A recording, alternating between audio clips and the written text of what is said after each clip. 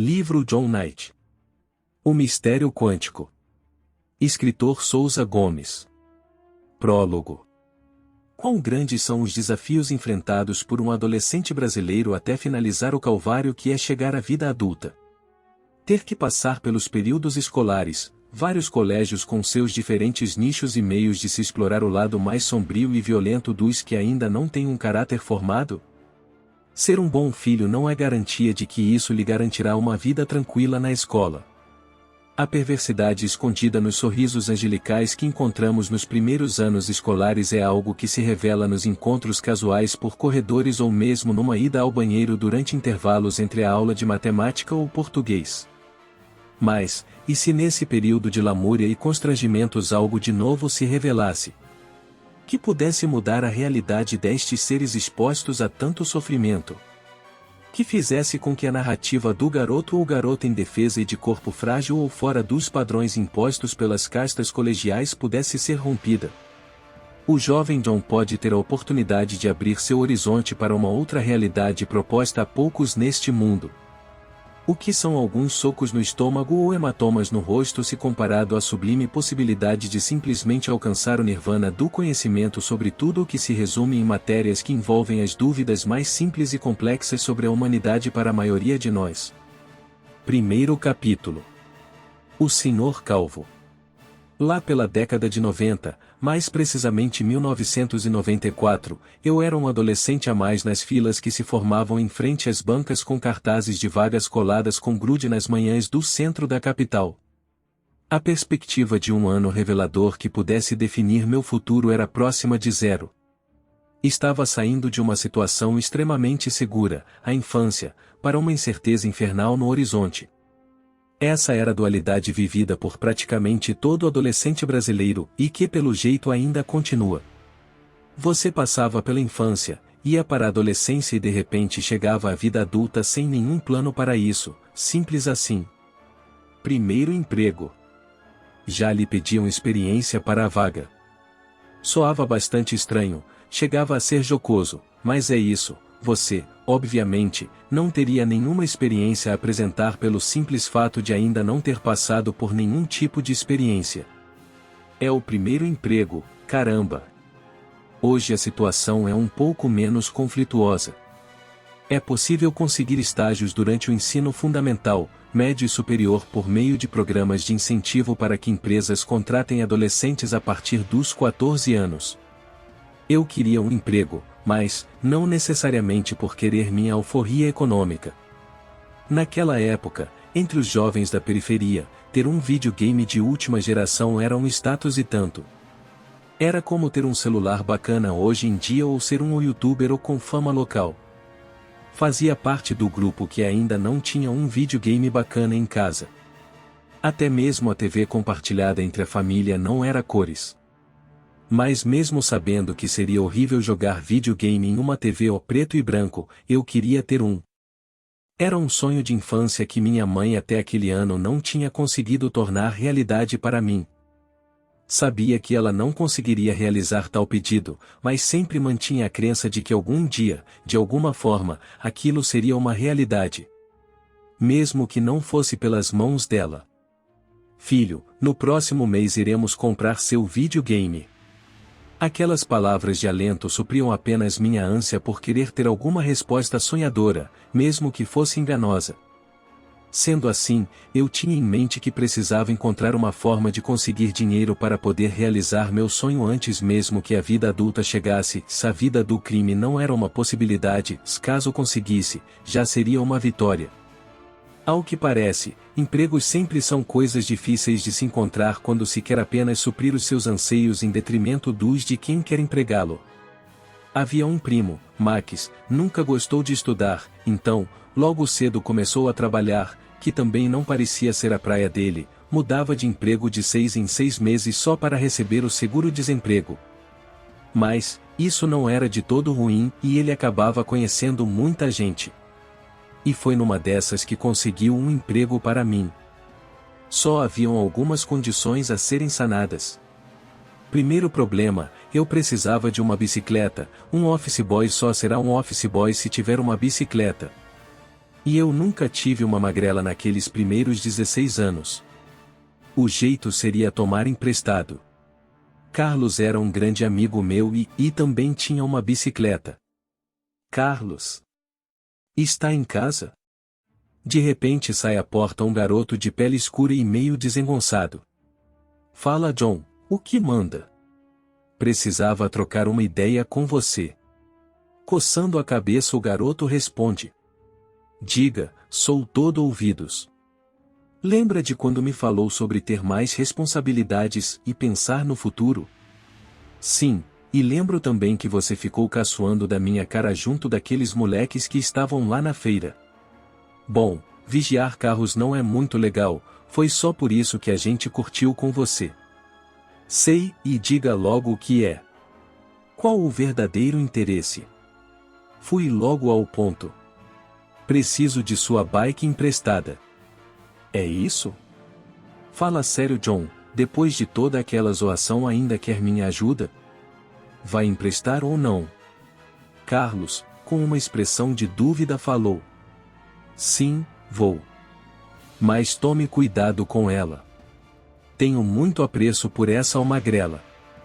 A tal bicicleta era um modelo bem antigo, tipo essas cargueiras. Pneus meio acabados, pintura bem arranhada e já começavam a aparecer algumas ferrugens nas soldas do quadro. Carl, o dono da bike, era um amigo dos tempos de campeonato de golzinho na rua onde morávamos. Sujeito gente boa, com uma hospitalidade vista em poucas pessoas que havia tido contato até aquela época. Apesar do que sofria, não perdia sua bondade. Segundo problema, a empresa não pagava vale-transporte, então eu teria que ir e voltar de bicicleta caso quisesse mesmo emprego. Detalhe, por morar na periferia e a loja ser no centro nobre da cidade, a distância era muito longa. Os garotos que trabalhavam nesses locais e moravam longe, costumavam deixar a bicicleta na empresa e iam e voltavam de ônibus. Mas no meu caso seria diferente, teria que ir de bicicleta mesmo. Um detalhe sobre nosso país: em boa parte de nossas cidades surgiram sem planejamento algum. Criam-se bairros sem planejamento, muitas vezes loteamentos clandestinos. Isso faz com que geralmente essas regiões não possuam o básico para sobreviver, que é emprego, trabalho para as pessoas que moram ali. Com isso, precisam sair para procurar emprego em bairros mais afastados. Terceiro problema: como eu compraria uma bicicleta para poder devolver a do Carlos se o meu objetivo com o emprego era conseguir comprar meu videogame? Bom, para o primeiro problema já havia encontrado a solução: pegar a bicicleta do Carlos. O segundo não tinha jeito, teria que ir e voltar pedalando mesmo. Já para o terceiro problema teria que utilizar um artifício tão criticado entre os brasileiros, o famigerado jeitinho. Falei com Carlos para que, caso ele arrumasse um emprego e precisasse da bike, poderíamos compartilhar a mesma, e assim, eu pagaria a ele um aluguel simbólico por isso. Porém, este emprego teria que ser em um horário diferente do meu, pois, como eu havia arrumado primeiro um emprego, tinha prioridade sobre a escolha. Fiz esta proposta para ele imaginando que, devido à crise, o coitado não arrumaria emprego tão cedo, pois, um pouco diferente da minha situação, ele já tinha 17 anos, ou seja, ele teria que se alistar no exército naquele mesmo ano, pois completaria 18 e teria que se apresentar aos Boinas Verdes. Sendo assim, dificilmente conseguiria se tornar parte da PEAN, população economicamente ativa, de nosso país naquele momento. Para minha surpresa, o danado arrumou um emprego nas mesmas condições que eu havia proposto a ele. Resultado, tivemos que dividir a bicicleta. Ele havia conseguido um emprego para trabalhar entregando pizza à noite na mesma região onde eu estava trabalhando. Com isso, surgiu um quarto problema. Meu acordo com Carlos não citava a logística para empregar tal manobra de compartilhamento da bicicleta e como a bike era dele, o serviço pesado ficaria comigo. Acabamos definindo que eu iria de bicicleta pela manhã e trabalharia até às 5 da tarde, quando ele assumiria no novo emprego. Ele ficaria até a meia-noite no trabalho e iria embora com a bicicleta para casa, entregando a mesma para mim quando chegasse ao bairro em que morávamos ou de manhã cedo, logo que acordasse. Eu teria que me virar para ir embora do trabalho para casa, já que ele recebia uma passagem de ônibus no emprego e eu não. Enfim, resolvi que iria a pé mesmo, pelo menos nos dias em que não conseguisse uma carona de bike com algum amigo. Sempre que ia ao centro da cidade com minha mãe eu percebia alguns meninos de rua pegando carona na traseira do ônibus, em cima do teto e às vezes até embaixo do veículo longo, entre os eixos do ônibus. Era uma loucura o que eles faziam. Acredito que, por não terem muito a perder, queriam mesmo era se divertir brincando com a morte. Confesso a vocês que cheguei a cogitar essa possibilidade, emanar com aqueles moleques e pegar rabeira nos ônibus coletivos da cidade para voltar para casa, mas, ao contrário deles, eu tinha muito a perder e somado a isso, um medo de cair daqueles veículos em movimento que me desencorajava de topar aquela possibilidade, na hora. Até então, o máximo de velocidade que eu havia alcançado era 40 km por hora descendo ladeira em bicicletas BMX emprestadas pelos amigos mais abastados. Voltando ao assunto do meu primeiro emprego, chegou o dia de se apresentar ao trabalho. Adentrei a casa às 8h10, atrasado em 40 minutos. Meu primo Max havia me informado o horário errado. Eu deveria estar na entrada da loja às 7h30. Logo que passei para dentro da loja, fui recebido por uma das decoradoras de ambiente, Lúcia, que logo questionou se estava perdido ou se queria alguma ajuda. Algo como comida ou esmola. Não, senhora. Respondi rispidamente, mas com muito medo de ser retrucado por ela. Estou aqui para a vaga de emprego. Com um ar de empáfia digno de quem já estava acostumada a menosprezar os de classes mais baixas, respondeu: o novo contínuo. Aguarde naquela sala ali nos fundos, não quero que os clientes lhe vejam nesses trajes no interior da loja. Imaginei ser aquilo um elogio, apesar do tom de menosprezo da moça. Contínuo. Será que é algo melhor do que office boy? Na sala, um senhor meio sisudo, calvo, aparentava ter uns 40 anos, mas com um olhar de 50, estava à minha espera. Achei estranho ele não ser citado pela decoradora Lúcia. Ela apenas disse para aguardar na sala e quando adentrei a mesma, ele estava lá sentado me esperando.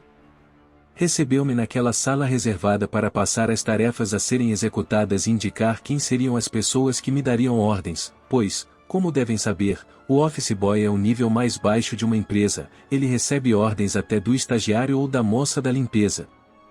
Das 10 perguntas que ele me fez, consegui responder somente 3, de meu nome, minha idade e onde eu morava. Queriam o quê? Eu tinha apenas 16 anos, mal sabia o que era uma ordem bancária ou mesmo um boleto de pagamento. Até então, minha vida resumia-se em jogar futebol, ir à escola e fugir dos garotos que costumavam escolher-me como favorito para a prática de bullying. Aliás, esse foi um dos meus calvários, e que acabou por me fazer descobrir boas táticas, como tornar-me invisível em situações de conflito. Ao terminar a entrevista, a secretária, Kátia Maria, chamou-me. Era responsável por despachar os pagamentos a serem feitos e seria a quem me reportaria caso tivesse algum questionamento a fazer. Era uma balzaquiana, cabelos lisos e olhos esbugalhados, talvez pelo excesso de peso, visivelmente aparente em suas vestimentas. De cara, não confiei nela, sem entender o porquê. Novamente, ela não citou o nome daquele senhor que havia me entrevistado na sala isolada. Mal fomos apresentados e já me passou um monte de boletos, cheques, pedidos de compra de remédios para as decoradoras e tudo o que se pode imaginar. Já teve alguma experiência com pagamento de boletos bancários? Perguntou Kátia Maria. Senhora, este é meu primeiro emprego. Não tenho experiência alguma com ordens bancárias. Com uma respiração ofegante Kátia Maria aumentou o tom de voz. Garoto. Não foi isso que perguntei. Pelo seu currículo, sei que não tem experiência alguma, pois só tem o seu nome e o endereço onde mora. Questiono se já pagou alguma conta para alguém em um banco? Com um olhar de cachorro que caiu da mudança, respondi. Na verdade, não me lembro de ter adentrado em um banco até o momento, senhora. A secretária olhou para cima, furiosa, respirou fundo e disse: "Vá logo. Pegue estes boletos e estas indicações das decoradoras. Irá aprender da melhor forma, na prática." "Mas senhora, onde ficam os bancos?" "Não sei os endereços." "Se vire, dê seu jeito." Saí da sala quase que escorraçado por ela. Tinha que finalizar todas as tarefas até a hora do almoço. Fiquei chocado. Imaginei que aquelas eram tarefas para a semana inteira. Os bancos tinham horário para fechar, então deveria fazer essas tarefas, almoçar e ainda vigiar o estacionamento durante o meu horário de almoço para reservar as vagas dos clientes. Depois tinha que voltar com a tal Kátia Maria para pegar novas demandas. Essa parte de ficar de vigia no estacionamento da loja era bastante peculiar a meu ver. Quando Kátia Maria me passou como era esta função, fiquei achando aquilo muito estranho. Parecia ser meio injusto, pois, os demais colegas que trabalhavam nas imediações iam dormir ou jogar fliperama na hora do almoço. Fazia até sentido ter alguém vigiando o estacionamento, pois, quando chegava a hora do almoço começava um movimento intenso de pessoas chegando para fazer serviço bancário ou almoçar nos restaurantes próximos da loja. Chegavam, estacionavam e diziam a seguinte frase: "Só vou ali ao banco rapidinho", e nunca era rápido, geralmente 1 hora ou mais. Muitos ignoravam que tinha alguém vigiando o estacionamento. Passavam por mim como se eu fosse uma alma penada. Havia uma corrente para cercar as vagas privativas de clientes da loja. Às vezes a pessoa acenava como fosse visitar a loja, eu ia, retirava a corrente, a pessoa agradecia, entrava na loja, fingia que não tinha encontrado o que queria e ia direto para o banco ao lado ou para o restaurante. Nisso, eu ficava igual um frentista de casa de festa em dia de evento, tinha que me desdobrar em 4, almoçar e ao mesmo tempo ficar retirando e colocando a tal corrente, além de ter que ficar orientando os folgados de plantão que não deveriam estacionar naquelas vagas caso não fossem visitar a loja. Não aguento essa correria por mais de 1 mês. Entendi que aquilo era muita demanda para um garoto recém-saído do ócio total.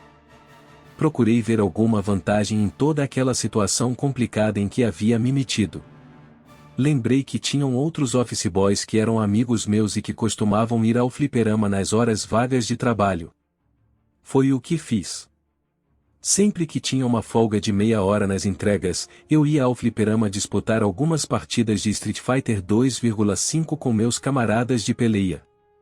O point da jogatina se chamava Darplay, em homenagem ao dono que atendia pela alcunha de Darley. Barbudo, gordo e careca devido ao uso excessivo de boné. O cara tinha preguiça até de entregar as fichas das máquinas de jogos. Quem quisesse jogar tinha que ir ao caixa, deixar o dinheiro na gaveta e pegar as fichas. Enquanto isso, ele ficava deitado no sofá lendo os gibis do Batman. De vez em quando ele dava um grito: "Estou de olho, hein? Isso aqui é uma democracia solidária. Peguem somente o que lhes é de direito." E voltava ao universo de Gotham City. Numa dessas idas ao Darplay, o senhor que havia me entrevistado, imaginava eu ser o gerente da loja de decorações, esteve na galeria onde ocorriam as batalhas no fliperama. Quando cheguei, ele questionou onde eu estava, e, por falta de malícia, acabei mentindo. Apesar de tê-lo visto bem em frente à entrada da galeria de games, ao questionar meus amigos sobre a visita inesperada, disseram que não tinham visto nenhum senhor calvo em frente ao fliperama. Até mesmo o dono do empreendimento, o Darley, ficou sem entender meu questionamento sobre aquela aparição. "Garoto, está usando alguma droga ilícita? Não permito comércio e nem mesmo consumo dessas coisas aqui na loja, hein? Os únicos vícios permitidos neste ambiente são o dos games e o universo dos gibis, nada além disso." Achei aquilo bastante estranho. Tinha certeza que havia visto aquele senhor me observando em frente à loja de games. O jeito era voltar à rotina da loja de decoração. Todos os dias, após as 15 horas, eu tinha a missão de comprar o pão do pessoal do trabalho. A panificadora, Fornalha de Ouro, ficava próxima da empresa e o pão era o melhor da região. Sentia-se o cheiro de pão quentinho a léguas do local onde ficava o estabelecimento. Tinha um senhor que sempre furava a fila. Devia ter uns 45 anos. Dizia que sempre estava com pressa e, por isso, tinha que ser atendido primeiro em relação aos demais. Por azar, sempre era na minha frente que ele entrava. Garoto. Sou mais velho que você e ainda tem muito tempo a perder nessa vida, ao contrário de mim. Folgado. O meu respeito pelos mais velhos fazia com que eu não conseguisse rebater o despautério dele, mesmo sabendo como aquilo era reprovável, principalmente vindo de um senhor que deveria dar exemplo. Falando em folga, a secretária também era outra que passava o limite do absurdo. Dona Cátia Maria sempre passava dinheiro sobrando para comprar o lanche. Aquilo me constrangia, mas era minha obrigação a compra do lanche, tinha que ir sem reclamar, mesmo com as quantias elevadas que me repassava. Durante a semana, eu tinha que juntar os cupons de pagamento e ao final da mesma, deveria solicitar a nota fiscal com o somatório daqueles valores. Era uma canseira só, tinha que me preocupar com o troco, pois o valor geralmente dava uns R$ 5, mas a secretária sempre passava 50 às vezes até R$ 100 para comprar algo em torno de 20 pães, ou seja, era muito dinheiro para pouco pagamento. As atendentes do caixa sempre reclamavam, diziam que não estavam tendo troco para os outros clientes por minha culpa. Lá vem aquele garoto que compra pouco e só paga com notas grandes, e diziam elas umas às outras. Com o tempo, passei a questionar o motivo de tanto dinheiro para comprar tão pouco e Cátia Maria sempre dizia que eu não deveria retrucar as ordens a mim repassadas ou perderia o emprego. Garoto, você questiona demais. Seja mais proativo e menos reativo. Faça o que te mandam e pronto. Outra estranheza com o comportamento no mínimo suspeito de minha superior imediata, foi quando fiz um pagamento em um banco e a atendente acabou me dando troco a mais do valor que deveria me devolver. Era em torno de uns R$ 100 a mais do que ela tinha que me repassar. Na hora, não percebi que tinha devolvido valores a maior para mim. Quando cheguei à loja é que reparei. Inocentemente, informei a secretária que a moça do caixa tinha repassado um valor a maior na hora de devolver o troco do pagamento que eu havia feito. Para minha completa estranheza, ela disse que eu deveria ficar com o troco, que isso deveria servir de lição para que a moça do caixa do banco aprendesse a trabalhar melhor e ser mais atenta. Segundo ela, seria uma espécie de lição a aprender por parte da coitada da atendente bancária. Ela que fique com o prejuízo. Com certeza depois dessa, irá ficar mais atenta. Será mesmo que ela pensa assim? Não posso ficar com algo que não me pertence somente porque a moça estava desatenta. Se dissesse a vocês que em momento algum pensei em ficar com o dinheiro para mim, estaria mentindo. Acredito que essa dualidade é vivida por todos nós. A decisão a ser tomada é o que tornará você uma pessoa de caráter ou não. Enfim, mesmo precisando daquele dinheiro, se essa é a mesma desculpa dita ou pensada por todos que resolvem ou pensam em tomar a decisão errada, acabei indo devolver o dinheiro àquela moça. Era o ano de 94, o real acabava de ser implementado, estava quase 1:1 em relação ao dólar, era muito dinheiro para aquela caixa ter que repor. Isso pesou bastante em minha decisão.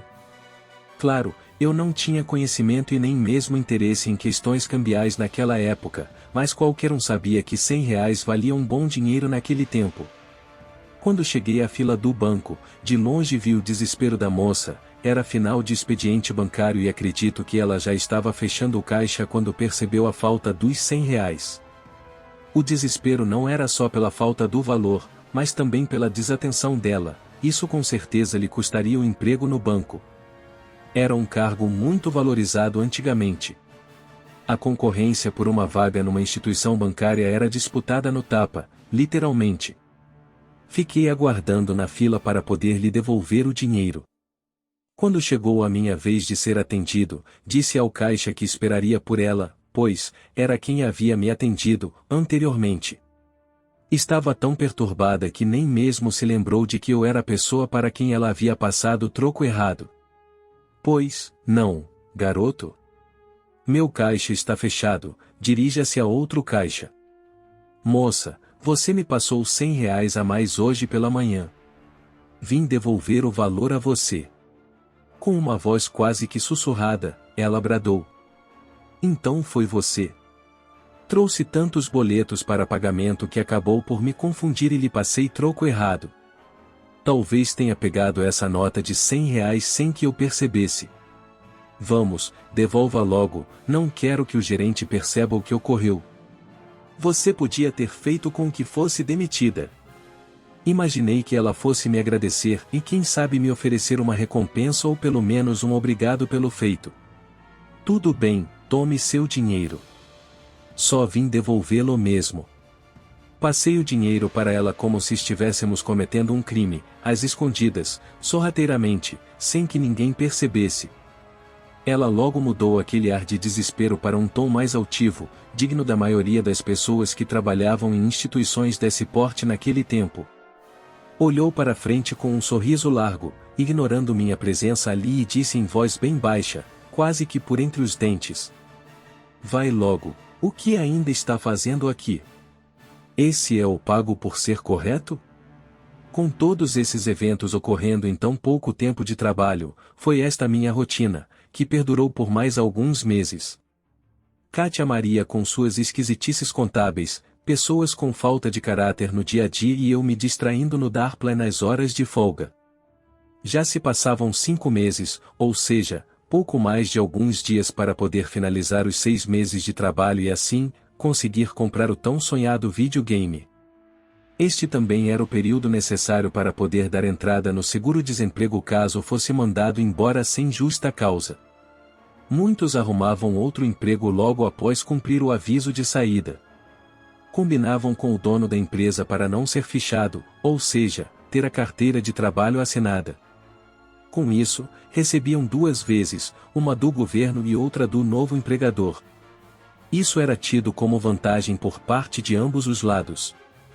O empregador não precisava pagar os impostos por aquele trabalhador, mas tinha garantida a nova força de trabalho e o empregado ficava feliz da vida. Mal sabiam que quem perdia com isso era toda a sociedade, incluindo eles. Esses não eram os meus planos, preferia gastar esses próximos meses curtindo minha nova aquisição, caso fosse mandado embora. Claro, eu não burlaria o governo tentando receber dos 2 lados, mas solicitaria o seguro-desemprego por 3 meses, pois era um direito inerente à minha pessoa como recém-excluído da PEAN. Como faltavam pouco mais de algumas semanas para encerrar os 6 meses, fui a uma loja de games orçar meu sonho eletrônico. O atendente era também o dono do bazar de eletrônicos. Eisenberg aparentava ser bem mais velho que eu, talvez tivesse vivido a febre do Atari nos seus primeiros anos, mas insistia em se manter num estilo jovial. Usava boné e camiseta do Mario Bros. Com certeza um aficionado por games como eu. Não importa ter 12 ou 40 anos, se você é viciado em games, essa diferença de idade desaparece quando você começa a discutir sobre tal assunto. Os consoles eram usados, claro, eu nunca conseguiria grana para um videogame novinho em folha. Eisenberg questionou. O que vai ser hoje? Jogos nostálgicos ou os mais recentes, porém, já saindo de moda? Aqui só tenho novidades que já não se encontram nos magazines. Percebi que ele conhecia muito de games, mas não tinha nenhuma técnica de vendas acertada. Senhor, ainda não tenho o equipamento necessário para utilizar os jogos, ou seja, um videogame. Esse é o motivo pelo qual estou aqui. Ele completamente desconcertado, respondeu. Calma, garoto. Só quis quebrar o gelo. Sei bem como é, imagino que está à procura de seu primeiro videogame. Vi isso no seu olhar quando entrou na loja. Mentira. Ele mal sabia o que eu queria, era um péssimo vendedor, só conhecia de games mesmo. Quais as opções o senhor tem na faixa dos R$ 200 e com sobra para adquirir alguns games? Ele sorriu e disse. Garoto, por R$ 200 você não adquire nem mesmo os cabos de conexão do console, quem dirá o próprio videogame? Olha, tenho esse Mega Drive. Está em bom estado de uso. Os controles estão um pouco velhos e com alguns botões falhando. Entrego por R$ 600, já com uns 5 jogos. O espanto ficou evidente em meu rosto. Isso tudo? Creio que para conseguir comprar esse Super Nintendo que está na prateleira eu tenha que deixar meu rim penhorado. Em tom pejorativo, ele disse. Na verdade, só o rim não é suficiente, talvez o coração também, e contente-se com o Mega Drive, garoto. Para ele é fácil dizer isso, tem um monte ao seu dispor. Acredite, já será muito além do que sonham a maioria dos garotos que vejo todos os dias aqui na frente da loja. Resignado, acabei aceitando. Tudo bem. Será esse mesmo. Ele mais que depressa, disse. Ok, como pretende pagar? Promissória ou dinheiro? Mais uma vez percebi nele a falta de experiência com vendas. Calma, ainda estou juntando o dinheiro. Devo vir aqui no final do mês para levá-lo. Não o revenda a ninguém. Eisenberg, feliz da vida por conseguir se desfazer daquela tranqueira, respondeu. Tá, pode deixar. A procura por ele é baixa mesmo. Fui embora da loja de games quase que flutuando pelas ruas do centro da cidade. Sonhando com aquela aquisição. De volta ao trabalho, a situação estava insustentável. Minha superior hierárquica estava cada vez mais carrasca.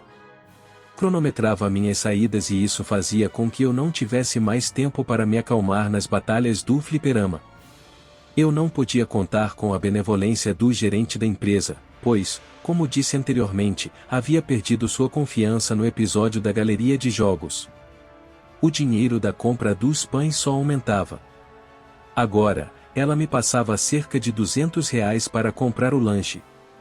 Uma situação estranha que sempre ocorria, mas que eu ainda não tinha me atentado, talvez por estar muito focado na compra de minha alforria digital, era que, eu sempre entregava o troco do pão e o cupom da compra daquele dia, porém, quando chegava a sexta-feira, ao invés de haver 5 cupons, sempre tinham 3 e às vezes um ou nenhum cupom. Achei bastante estranho, mas, como não tinha certeza de nada, entendi ser melhor não comentar com ninguém, nem mesmo com a dona Cátia Maria, principalmente ela. Passei a não devolver o troco e os cupons para a secretária. Imaginei que ela me indagaria a qualquer momento sobre aquela situação. O que não ocorreu nas 3 semanas subsequentes. O olhar dela sobre mim era cada vez mais esbugalhado, mas nada de comentário. Num belo dia, sumiu a bolsa de uma das decoradoras da loja. Logo a suspeita caiu sobre o mais recente contratado, eu. Minha superior não havia poupado esforços para desconstruir minha imagem dentro da empresa, só não contou o episódio dos bilhetes. Misteriosamente, a bolsa da moça apareceu na frente da loja no outro dia sem dinheiro e somente com os documentos pessoais. Creio que o fato de ser um garoto da periferia, pobre, primeiro emprego, viciado em games e sem muito compromisso com o horário, se eu chegava sempre atrasado, tenha pesado bastante na escolha do principal suspeito de ter surrupiado a bolsa da moça. Fiquei imaginando quem poderia ter furtado a bolsa daquela decoradora. Naquele dia, especificamente no horário em que a bolsa havia sumido, apenas 3 pessoas estavam na loja, eu, a decoradora e Cátia Maria. Tinha total certeza que não teria sido eu ou a decoradora. Tudo apontava para Cátia Maria, porém, apenas eu sabia do sumiço dos bilhetes comprovatórios contra minha superior hierárquica. Minha situação havia se complicado naquele emprego. Mesmo estando prestes a ser mandado embora, tinha que esclarecer a situação dos cupons da compra do pão com a secretária. Era a única forma de limpar minha barra, pelo menos com o gerente, pois, era quem havia me contratado. Mas primeiro, eu precisava ter certeza de que alguém estava burlando o caixa da empresa. Naquela semana, passei a devolver novamente os cupons do pão à dona Cátia Maria. Entreguei religiosamente cada um dos 5 cupons e ela sempre me repassando grandes quantias para comprar R$ 5 de pão. Acredito que estivesse tentando compensar as semanas que não havia o contabilizado. Dessa vez, estava me dando 300, 400 e até 500 reais para comprar pão. Ao final dos 5 dias, na sexta-feira, antes de ir comprar o pão, solicitei a ela que me passasse os cupons para que eu pudesse pedir à caixa da padaria a nota fiscal daquela semana. Neste momento, ela entregou apenas um cupom, o de menor valor, 50 reais, quando questionei se era somente aquele e ela respondeu que sim. Tive a certeza que ela estava fazendo algo de errado com aquela contabilidade. Ao insistir, ela disse: entregue os que você guardou e devolva também o dinheiro do troco das últimas semanas. Tenho certeza de que embolsou esse dinheiro todo. Disse isso e saiu da sala igual um furacão. A interpretação foi tão boa que quase acreditei nela. Logo depois que ela saiu, entrou na sala o chefe. Fiquei imóvel, fui colocado contra a parede, tinha como me defender, mas fiquei calado. Talvez pela pouca idade, apesar da malícia adquirida nas ruas, ainda não era o bastante para debater com uma gatuna de marca maior. O gerente era uma pessoa muito sensata e cortês, sabia que, mesmo que eu realmente tivesse feito aquilo tudo, ainda assim devia me dar um voto de confiança. Disse para eu ir comprar o lanche e que depois teríamos uma conversa. Saí daquela sala com a intenção de nunca mais voltar, estava arrasado, pois estava sendo injustiçado. Comprei o pão, deixei na copa da loja de decorações e não quis nem comer a parte que me cabia, estava sem fome nenhuma. O gerente sempre aparecia na loja em situações de conflito em que eu me metia, mas, sempre quando eu estava sozinho. Quando questionava o pessoal da limpeza sobre ele, desconversavam, diziam que nunca tinham falado com ele, na verdade, não sabiam nem como era. Segundo diziam, eu era um privilegiado por poder ter com ele. Terminado o expediente, despedi-me dos que ainda tinham alguma confiança em mim e não voltei mais. Disse ao meu primo que informasse que só voltaria para receber os dias trabalhados naquele mês. Passaram-se alguns dias, e revirando meu quarto, encontrei os cupons que havia guardado daquelas semanas anteriores e junto a eles, o dinheiro do troco que Kátia Maria havia me cobrado injustamente. Era o certo a se fazer. Entregar os cupons, o dinheiro, provar minha inocência e de quebra desmascarar aquela gatuna de mão grande, porém, comecei a devanear se aquela era a melhor coisa a se fazer. Imaginei ter ali uns 300 reais, o que faltava para comprar meu videogame e ficar de boa na vida pelo menos pelos próximos meses. O dinheiro do acerto não era o suficiente, nunca é, pensava em ter algo de sobra pelos apertos que passei naquele emprego, pelas fechadas de ônibus que tomei no trânsito entregando coisas para a loja ou para a própria pessoa que me fez perder o emprego, a secretária. Minha consciência estava em choque, entregar todo o dinheiro ou ficar com ele para mim entregar somente os cupons e alegar que Kátia Maria havia ficado com o resto da grana, já que ela estaria lascada mesmo. Isso tirava meu sono, mesmo sabendo que a secretária não pensaria 2 vezes em me comprometer. Chegando no dia do acerto na empresa, tomei minha decisão. Imaginei que teria uns 800 reais de acerto, já que tinha férias e 13º parciais para receber, além do salário proporcional do mês. Tinha algumas contas para pagar, ajudar a mãe, comprar algumas roupas e me sobrariam uns 600 reais. O videogame que havia orçado era exatamente esse valor. Só que infelizmente, nunca é suficiente, ainda tinham os jogos, ou melhor, os cartuchos. Os 5 prometidos pelo atendente da loja, eram bem básicos, ou seja, jogos ruins. Eu queria ter muitos jogos para curtir o ócio de jogar madrugadas e madrugadas sem pensar no amanhã. Entrei na sala do gerente com o dinheiro do troco e os cupons na mão. Ele solicitou que eu me explicasse sobre o fato ocorrido no meu último dia de trabalho. Silêncio total, não conseguia encontrar palavras para incriminá-la. Travei geral, minhas mãos suavam, eu tremia como uma vara verde. Tudo isso aliada à minha timidez que me acompanhava desde os tempos de bullying na escola, fez com que eu não conseguisse soltar sequer um suspiro contra a gatuna que havia me comprometido na farsa criada por ela. Ele olhou dentro dos meus olhos e apenas balançou a cabeça positivamente e disse: "Pode ir." Talvez meu olhar tenha dito tudo a ele. Virei as costas e comecei a caminhar em direção à porta. Aquela distância de pouco mais de 2 metros parecia 2 quilômetros. Eu tentava me convencer de que devia dizer a verdade a ele, mas não conseguia. Minha timidez não deixava, além é claro do medo, pois ele podia não acreditar em mim. Até que enfim, criei coragem e voltei, sem dizer nada, deixei o dinheiro e os cupons em cima da mesa e saí quase que correndo dali. Não sei qual juízo ele fez de minha ação, apenas queria sair dali. Passei na tesouraria e peguei o envelope com meu acerto e fui embora sem nem me despedir dos demais. Nem conferi o valor.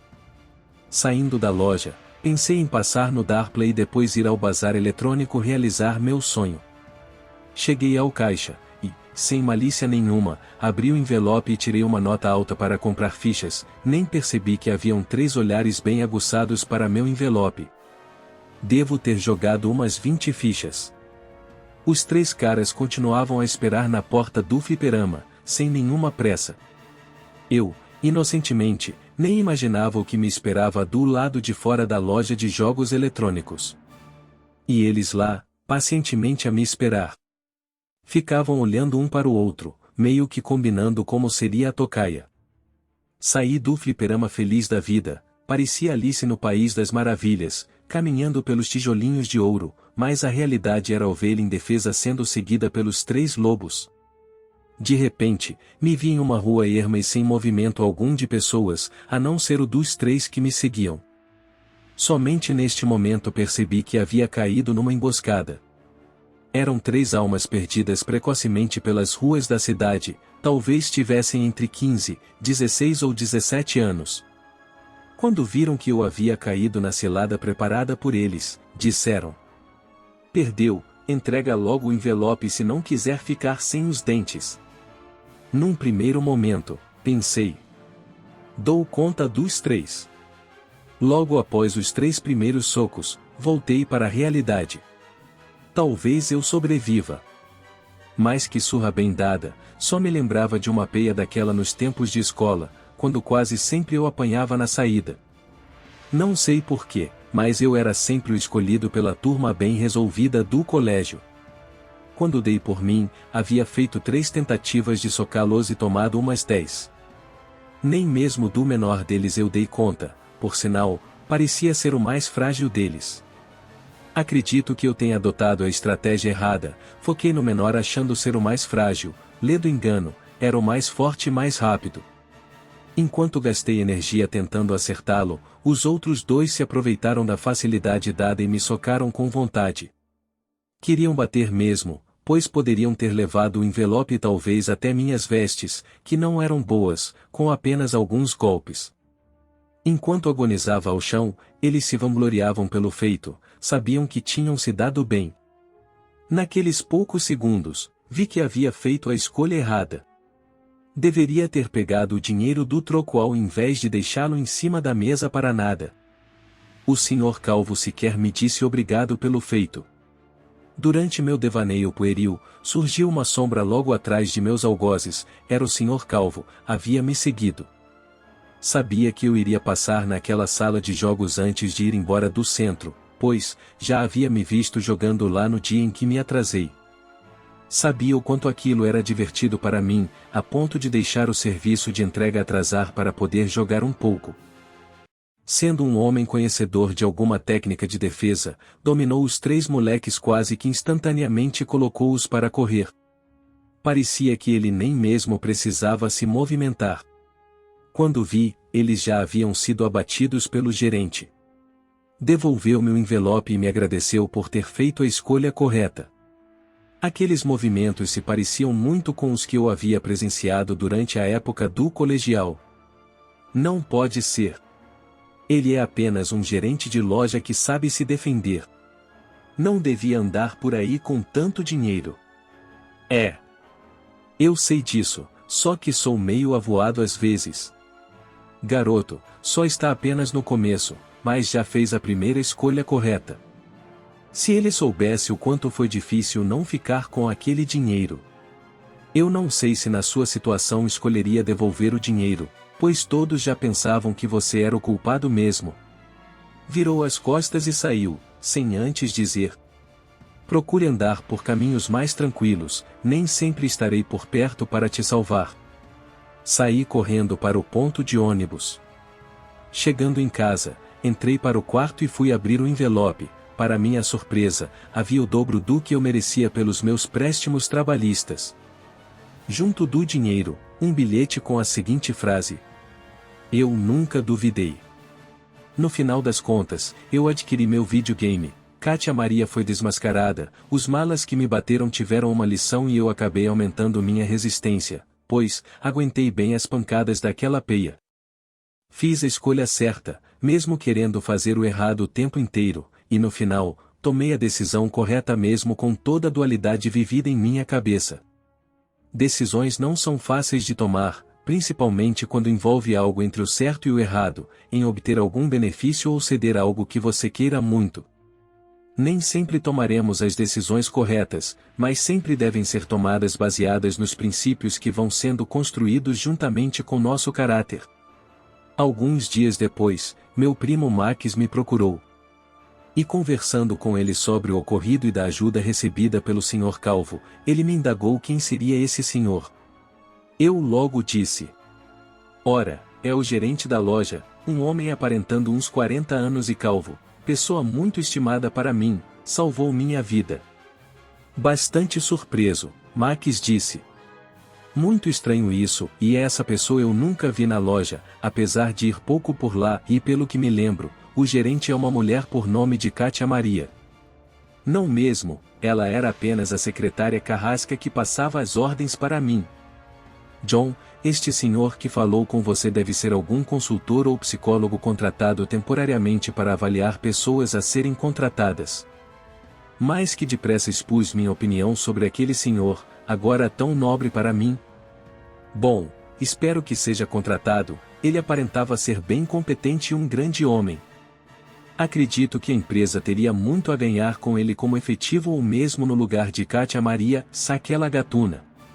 Vamos deixar de enrolação e iniciar a brincadeira, afinal, o fim de semana está só